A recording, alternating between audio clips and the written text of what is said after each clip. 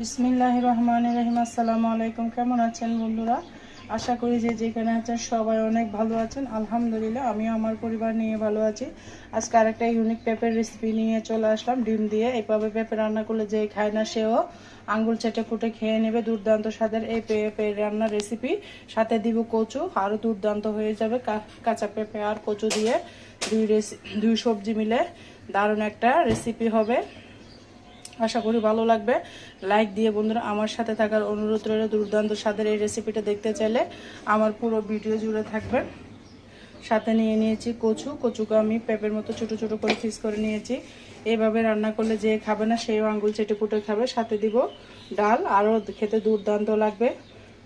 পুষ্টিগুণে ভরপুর এই রেসিপিটা দেখতে চাইলে আমার পুরো ভিডিও জুড়ে থাকবেন অবশ্যই। খেতে কিন্তু ভীষণ ভীষণ মজা লাগবে। চলুন বন্ধুরা, এবার কথা আর না বাড়িয়ে মূল রেসিপিতে চলে যাচ্ছি। এখানে তেলটা গরম হয়ে গেছে, দিয়ে দিচ্ছি একটা ছোট সাইজ বড় সাইজের ছোট ছোট রসুনগুলো দুইটা দিয়েছি আমি। তারপর দিয়েছি দুটো পেঁয়াজ। আপনারা আপনাদের পছন্দ মতো দিবেন, কম বেশি বাড়িয়ে দিতে পারবেন। একদম বেশি রসুনগুলো দিয়ে রান্না করতে খেতে দুর্দান্ত লাগবে। হালকা করে ভেজে নেব পেঁয়াজ আর রসুনকে, বেশি লাল করবো না। পেঁয়াজটাকে আমি ভেজে নিয়েছি। এভাবে নিরামিষ রেসিপি যদি থাকে আপনার গরম ভাতের সাথে রুটি পরোটার সাথে একদম জমে যাবে। এখানে দিয়েছি হলুদ গুঁড়া, মরিচের গুঁড়া, ধনিয়া জিরার গুঁড়া, লবণ ভাত মতো দিয়ে আমি লাল করে মশলাটা ভালো মতো কষিয়ে নিব। কষানো ভালো মতো, যত ভালো কষানো হবে তত আপনার যে কোনো রেসিপির স্বাদটা দ্বিগুণ বেড়ে যাবে। খেতে কিন্তু দুর্দান্ত লাগবে। রুটি পরোটার সাথে এভাবে নিরামিষ রেসিপি থাকলে আপনার আর কিচ্ছু লাগবে না। মশলাটা আমার কষানো হয়ে গিয়েছে, দেখে বুঝতে পারতেছেন। চালটা একদম ছেড়ে দিয়েছে, পানিটা শুকিয়ে গিয়েছে। এই পর্যায়ে আমি সবজিগুলো দিয়ে দিব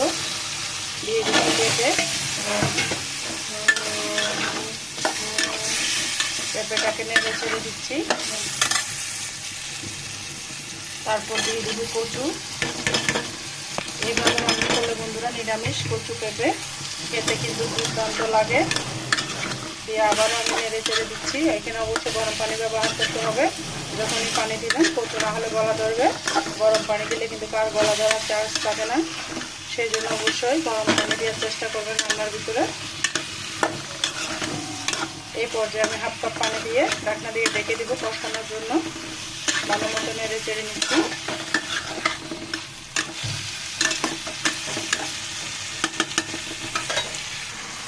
দেখুন বন্ধুরা, আবার আমি নেড়ে চেড়ে এই পর্যায়ে পানি দিয়ে ঢাকনা ঢেকে দেব। পানি 2-4 মিনিটের জন্য গরম পানি দেওয়ার চেষ্টা করবেন অবশ্যই।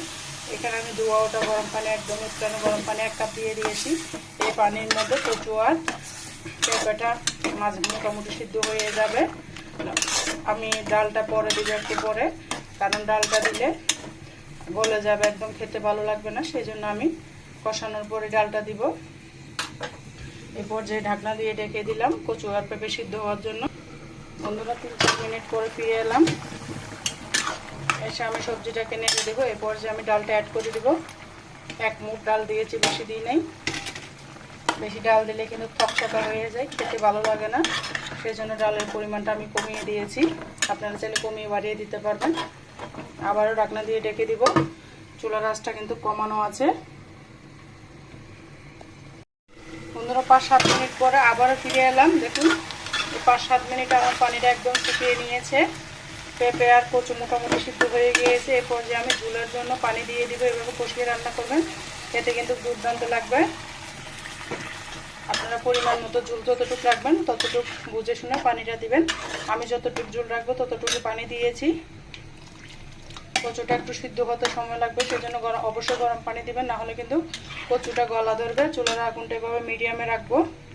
আবার ঢাকনা দিয়ে ঢেকে দিব সিদ্ধ হওয়া পর্যন্ত।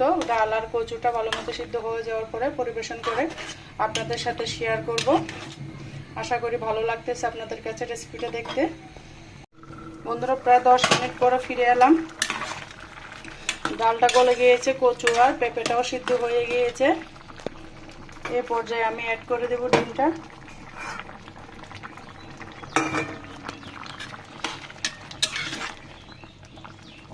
গলে গিয়েছে সুন্দর করে, দেখে বুঝতে পারতেছেন কালারটা চেঞ্জ হয়ে গেছে। সবজি যখন হয়ে যাবে তখনই দেখবেন যে কোনো কিছুর কালারটা চেঞ্জ হয়ে যাবে। দুর্দান্ত মজা হয় এভাবে রেসিপিটা রান্না করলে।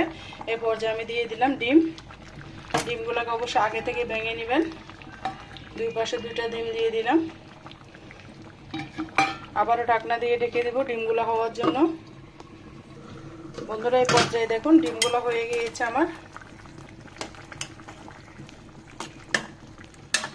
কেমন হয়েছে আমার রেসিপিটা অবশ্যই কমেন্টসে বলে যাবেন। খুব সুন্দর দেখতে, যেরকম সুন্দর খেতে কিন্তু তার থেকে দ্বিগুণ মজা। এইভাবে রান্না করলে রুটি পরোটা গরম ভাতের সাথে নিরামিষ রেসিপি কিন্তু একদম জমে যাবে, খেতে দুর্দান্ত লাগবে। আমি চুলাটা বন্ধ করে দিয়েছি। খেতে কিন্তু অসাধারণ হবে। আপনারা এইভাবে একবার হলো বাসায় ট্রাই করবেন। আর বন্ধুরা ভিডিও জুড়ে তখন পর্যন্ত যারা আমার সাথে ছিলেন সবাইকে অসংখ্য ধন্যবাদ। আল্লাহ হাফেজ, আসসালামু আলাইকুম।